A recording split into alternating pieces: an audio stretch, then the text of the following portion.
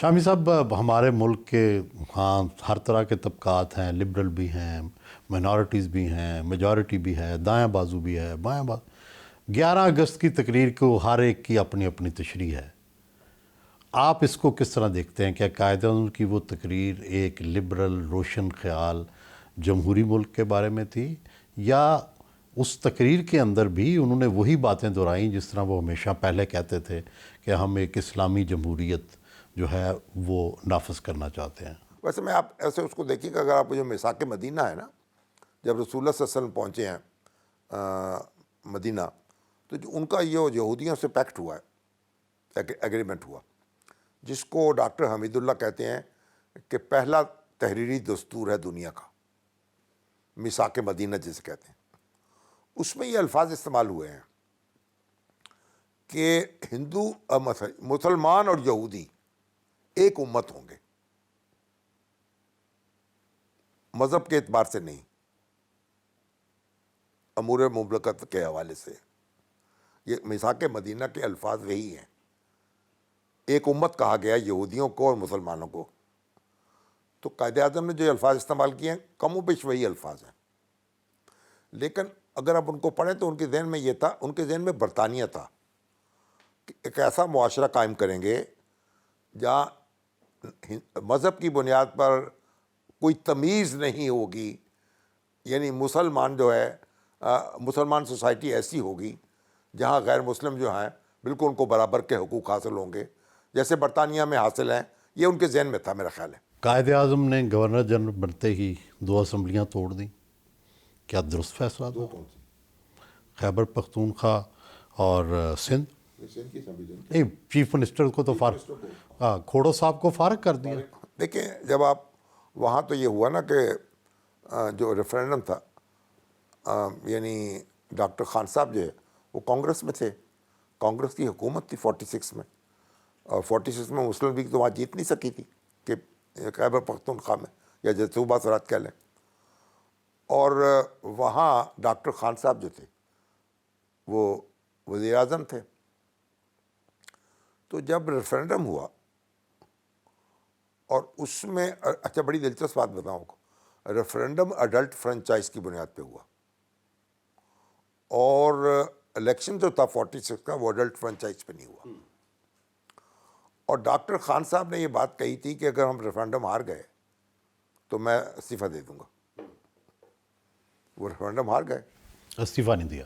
استعفیٰ نہیں دیا، بلکہ کہتے ہیں کہ جب وہ جھنڈا لہرایا گیا پاکستان کا تو وہ اس کو وہاں سلامی دینے بھی نہیں آئے۔ تو پھر تو مشکل ہو جاتی ہے نا کہ ایک ایسی ریاست جو قائم ہوئی ہے وہ کیسی حکومت وہاں قائم ہوتی ہے۔ ایوب کھوڑو تو ان کی مسلم لیگ کے تھے۔ ہاں، ایوب کھوڑو پہ تو ظاہر ہے کہ وہ اپنے جو چارجز لگے وہ ایک الگ کہانی ہے۔ اب یہی ہے نا، جو ہماری جو پولیٹیکل پروسیس جو تھا نا وہ تو ہمارے یہاں اس طرح نہیں چلا نا، جو بیوروکریٹک اپروچ تھی نا۔ اب ایوب کھوڑو ایک مرد عام سے بڑے، اور ہر بات پہ اپنی وہ اڑی لگاتے تھے۔ انہوں نے کہا چلو اس کی سرکوبی کرو۔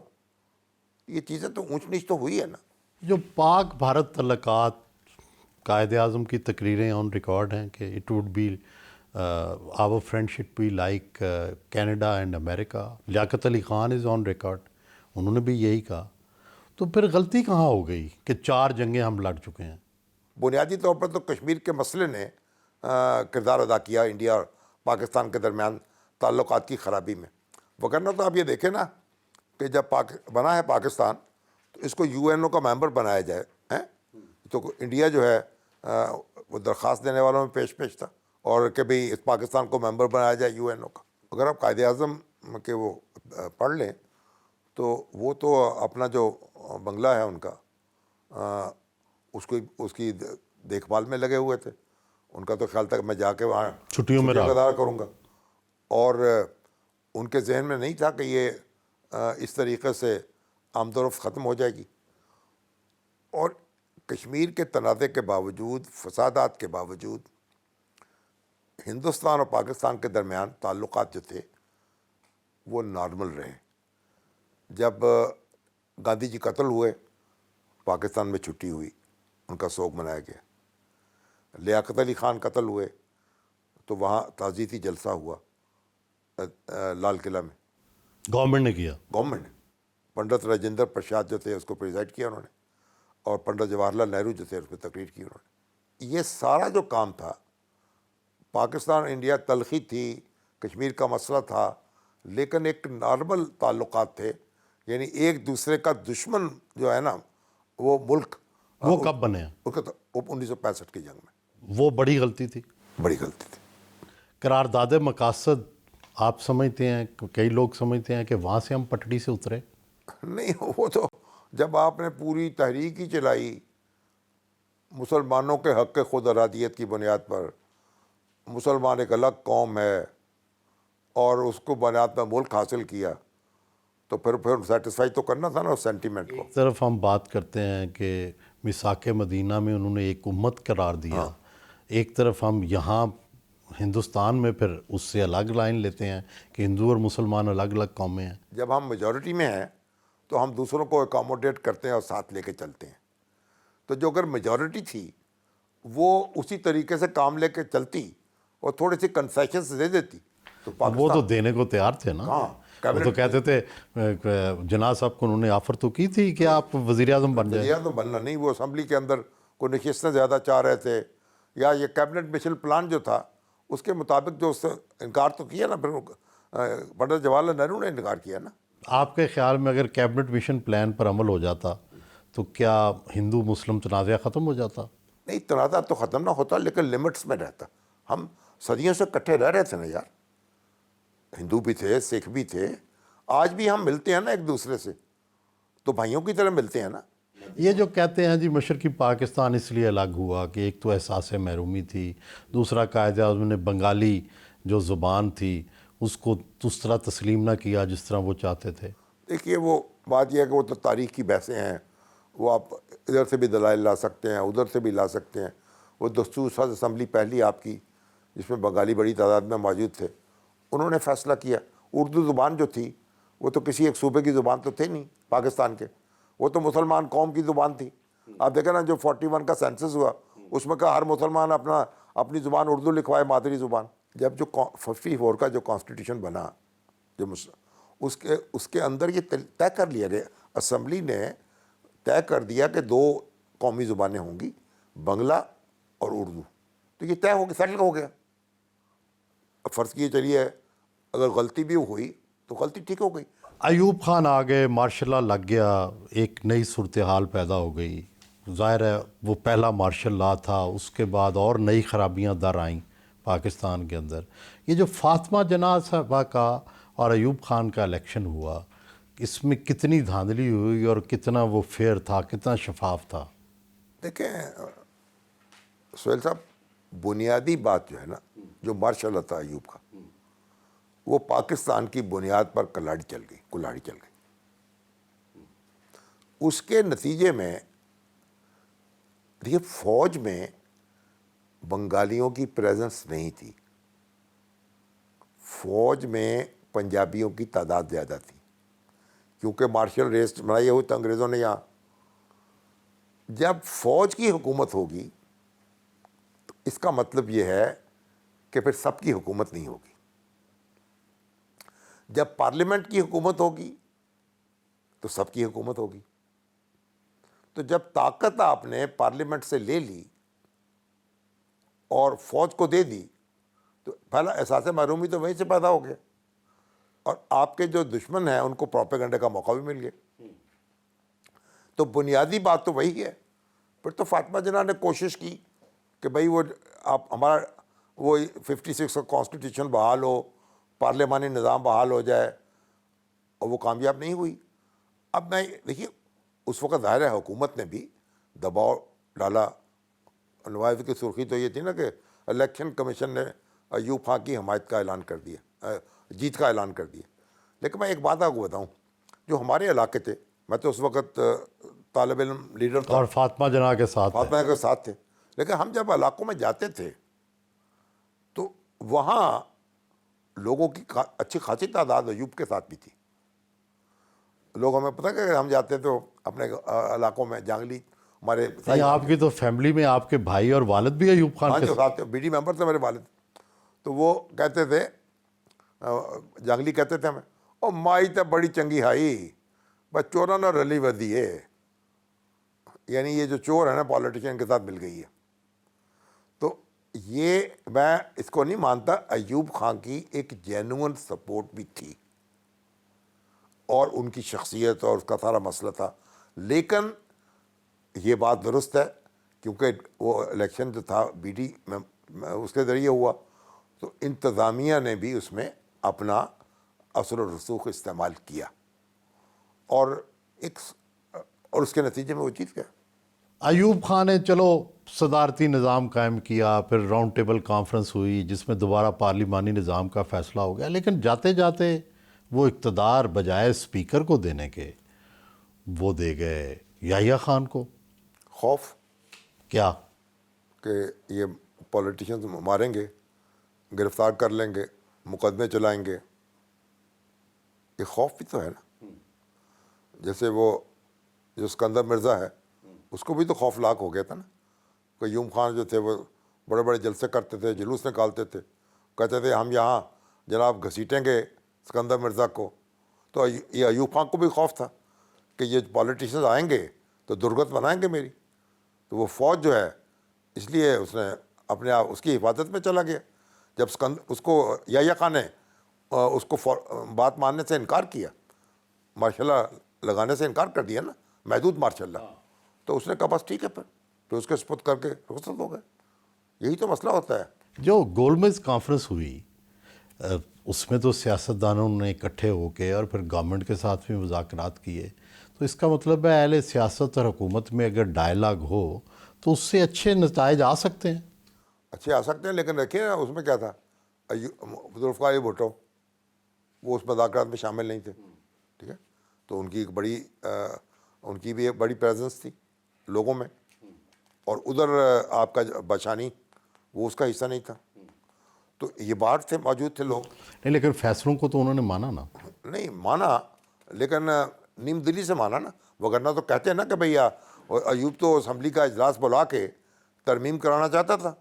احسان مظفر نے تو بل بھی یعنی تیار کر لیا تھا کہ جو امینڈمنٹ ہو جائے گی اور 62 کانسٹیٹیوشن جو ہے وہ 56 کا بن جائے گا، اڈلٹ فرنچائز بھی آ جائے گی، پارلیمانی نظام بھی آ جائے گا. لیکن وہ نہیں چلا نا. تو یحییٰ خان نے اس کو جب فالو نہیں کیا، اور پولیٹیشنز جو تھے انہوں نے کہا کہ نہیں ایوب کو دھکا دو، ایوب کو جانا چاہیے. یہ جو 1970 کے الیکشنز ہیں یہ کتنے شفاف تھے. ہمارے بعض جنرل جن میں جنرل فرمان علی اور جنرل غلام عمر شامل تھے، وہ یہ کہتے تھے کہ جو مشرقی پاکستان میں جو الیکشن ہوئے وہ شفاف نہیں ہوئے، اور جبکہ مغربی پاکستان میں تاثر یہ ہے کہ وہ سب سے شفاف ترین الیکشن تھے. آپ کی کیا رائے ہے؟ دیکھیے بات یہ ہے کہ جو مشرقی پاکستان کا ماحول تھا، عوامی لیگ کی وہاں بے پناہ طاقت تھی، لوگ اس کے ساتھ تھے، سرکاری افسر اس کے ساتھ تھے، لوگ ان کے ساتھ تھے، بھاری اکثریت، اور وہ جو چاہے کر سکتے تھے. یعنی جو مشینری تھی نا وہ تو وجود نہیں رکھتی تھی اپنا. لیکن آپ بڑی دلچسپ بات یہ ہے نا کہ ان کے جو یحییٰ خان ہیں، جب وہ رزلٹ آیا ان کو تو بتایا گیا تھا، ان کی جو نیشنل سیکورٹی ایڈوائزر تھے ہمارے جنرل غلام عمر، تو وہ انہوں نے ان کو یہ بتا رکھا تھا کہ سپلٹ مینڈیٹ آئے گا.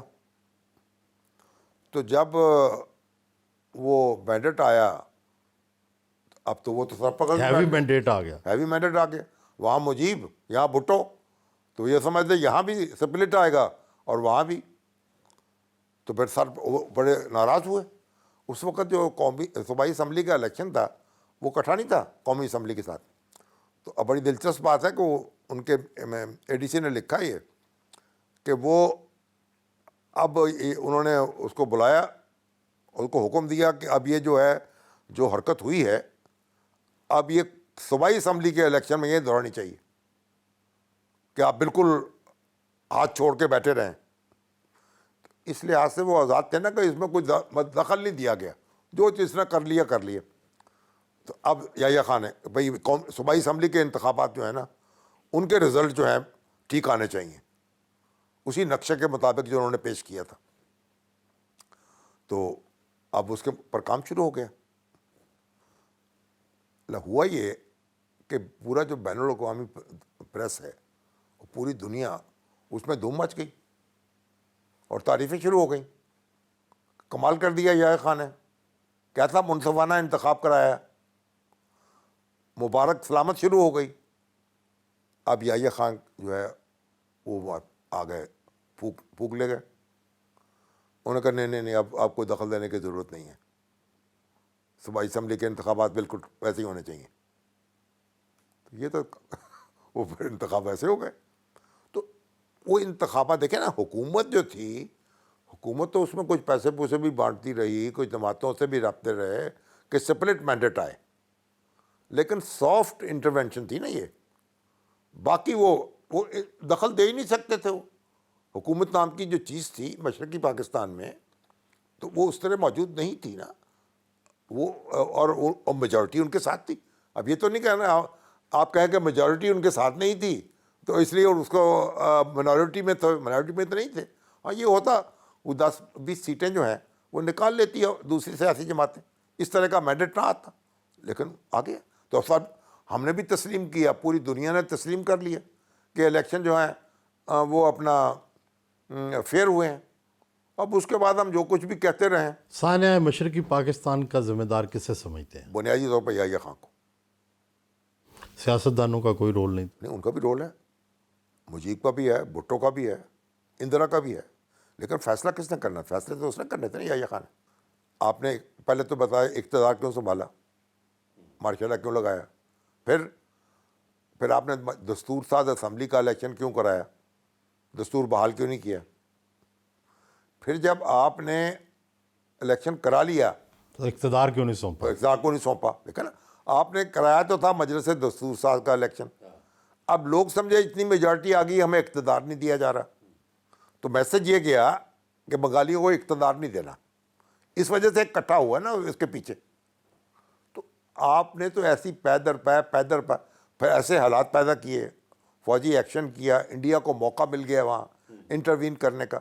یعنی انڈیا کی بھی کوئی سازش تھی، تو یحییٰ خان کی وجہ سے وہ کامیاب ہو گئی. شامی صاحب، ہم نے شروع سے ہی امریکہ نواز فارن پالیسی اپنائی، یہ درست فیصلے تھے یا ہمیں غیر جانبدار رہنا چاہیے تھا؟ دیکھیے بات یہ ہے کہ غیر جانبدار تو ہم اس لیے نہیں رہ سکتے تھے کہ ہمیں تو کوئی اسلحہ دینے کو تیار نہیں تھا، کوئی پیسہ دینے کو تیار نہیں تھا، اور ہمیں انڈیا کا خوف ہمارے اوپر طاری ہو چکا تھا. تو جو آپ نے امریکہ کے ساتھ جو آپ نے الائنس کیا، اس سے آپ کی اکانومی ڈیولپ ہوئی، اس سے آپ کی فوج جو ہے وہ کھڑی ہوئی. پورا جو خرچہ دفاع کا تھا وہ سیٹو اور سینٹو جو ہے اس کے ذریعے اٹھایا جاتا تھا. تو آپ یہ دیکھیے، اور جتنی چھونیاں بنی، دوسری چیزیں بنی، وہ سارا تو اس ایڈ سے بنا. ہاں آپ نے امریکہ کو وائلیٹ کیا ہے، کیونکہ آپ بار بار کہتے تھے، انڈیا کہتا تھا یہ ہتھیار ہمارے خلاف استعمال ہوں گے. ہم اس کو یقین، انڈیا کے خلاف انہوں نے ہمیں ایکوپ نہیں کیا، انہوں نے ہمیں کمیونزم کے خلاف کیا تھا، معاہدۂ کمیونزم کے خلاف تھے. ہم کہتے تھے انڈیا کے خلاف ہتھیار استعمال نہیں ہوں گے. یہ ہم گارنٹی دیتے تھے؟ ہاں جی، آپ دیکھ لیں کسی جگہ بھی. تو جو ہم نے جب جنگ 65 کی آئی ہے، وہ امریکہ تو نہیں شروع کرائی ہے نا ہماری، ہم نے شروع کی نا. وہ سارا ہتھیار لیا تھا ہم نے. نہیں، ہم پر تو شب خون ہوا نا. کہاں؟ 6 ستمبر کو. آپریشن جبرالٹر کس نے شروع کیا؟ کس نے کیا؟ ایوب خان، ذوالفقار علی بھٹو، اختر حسین ملک. انہیں کشمیر کو آزاد کرانا ہے، وہاں گوریلے بھیجو، اور وہاں وہ تو پہلے بھی ہو رہا تھا نا. کہاں ہو رہا تھا؟ ایسا کبھی نہیں ہوا. 1948 میں بھی تو گوریلے گئے تھے. 1948 میں نہیں، وہ تو اور چیز ہے نا، جنگ ہوئی نا، وہ تو آپ نتیجہ نکلے، ایک ٹیریٹری آپ نے حاصل کر لی. وہ تو جہاں وہ گئے تھے، قبائلی گئے تھے، وہ گوریلے نہیں تھے، وہ تو قبائلی جنگجو تھے، اور پھر اس کے بعد فوج بھی موجود تھی آپ کی. اب تو آپ نے ایک باقاعدہ پلان کر کے ایک آپریشن لانچ کیا نا, اور اس آپریشن کے نتیجے میں پھر یہ جنگ شروع ہوئی 65 کی. تو ساری جنگیں انڈیا نے شروع کی یا ہمارا بھی ان میں رول تھا؟ دیکھیے 65 کی جنگ کو ہم اوائڈ کر سکتے تھے, 71 کو کر سکتے تھے, اوائڈ کر سکتے تھے. ہم نے کیوں موقع دیا انڈیا کو؟ 65 کی جنگ کا نتیجہ 71 کی جنگ ہے نا. اگر 65 کی جنگ نہ ہوتی تو 71 کی بھی نہ ہوتی. پر کرگل کی جنگ کس نے شروع کی؟ ہماری اکانومی جہاں ڈیولپ ہو رہی تھی, جہاں پہنچے ہوئے تھے ہم تو آج جاپان اور جرمنی کے ہم پلہ ہوتے اگر ہم یہ جنگی شوق نہ اپنے آپ کو اس میں ڈوبتے.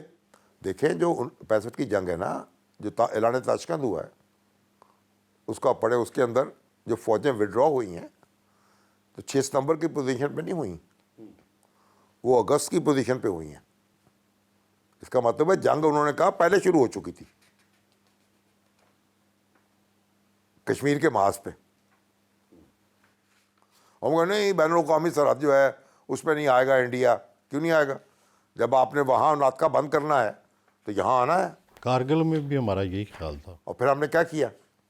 آپ دیکھیں جب آپ بڑھ سے چمب جوڑیاں اخنور ہیں, وہ جنرل پھر ایوب خان کو کیا کہ کپ کپی طاری ہو گئی اور اس نے بدل دیا اس کو جنرل اختر حسین کو, جنرل اختر کو, اور وہاں یحییٰ خان کو دے دیا. یحییٰ خان جو 2-3 دن تو ٹھہرا رہا, ایڈوانس نہیں کر سکا, جان بوجھ کے نہیں کیا, ایڈوانس نہ کر جائے کہ جنگ نہ شروع ہو جائے کہیں. تو آپ پڑھ لیں کہ الطاف گور نے کیا لکھا ہے. ایوب جو ہے انہوں نے تو میسج دینا شروع کر دیا. انہوں نے کہا کہ بھئی ہم وڈرا کر رہے ہیں, جنگ بند کر رہے ہیں کشمیر کے محاذ پہ بھی, کہ تاکہ انڈیا کو خبر مل جائے اور ہم آگے جنگ تک نوبت نہ آئے. تو اس نے لکھا ہے کہ الطاف گور نے کہ بھئی یہ ان کی جو انٹیلیجنس تھی نا وہ بھی ہماری انٹیلیجنس کی طرح ہی تھی. اس نے آگے خبر ہی نہیں پہنچائی بر وقت, انڈیا نے حملہ کر دیا. تو یہ اب آپ دیکھیں یہ تماشے کیا ہوئے یہاں کہ الطاف گور نے لکھا ہے کہ جب جنگ کی خبر آئی, انڈیا نے حملہ کر دیا, تو دنیا میں سب سے زیادہ جس شخص کو تعجب ہوا وہ تو ایوب خان تھا, اور اس کے بعد جس کو ہوا وہ موسیٰ خان تھا. ہیں کیسے حملہ ہو گیا؟ وہ توقع ہی نہیں کر رہے تھے کشمیر کے جبرالٹر آپریشن کے بعد. کوئی نہیں. اور پھر ہم نے تو وڈرال شروع کر دیا. تو دیکھیں ہماری ڈیسیژن میکنگ کیا رہی ہے, کون ہمارے فیصلے کرتا رہا ہے. چوروں کی طرح ہم فیصلے کرتے رہے اپنے. ہمارے اداروں نے ہمارے فیصلے نہیں کیے, ادارہ سازی کے فیصلے کابینہ نے طے کیا تھا, آج تک تو یہ طے نہیں ہوا. آپریشن جبرالٹر کس نے شروع کیا, کہاں فیصلہ ہوا بتائیں, آج تاریخ کو فرول کے دیکھ لیں. کارگل پر بھی یہی. کارگل میں کس نے فیصلہ کیا؟ کابینہ نے فیصلہ کیا, وزیر اعظم نے کیا. یعنی ہمارے تو جو وہ کہتے وہ تالے آزما اٹھتے ہیں, وہ کہتے ہیں جیسے ایسے فتح کر لیں گے جیسے طارق بن زیاد کشتیاں لے کے گیا تھا اور فتح کر لیے. نتیجہ دیکھ رہے ہیں آپ.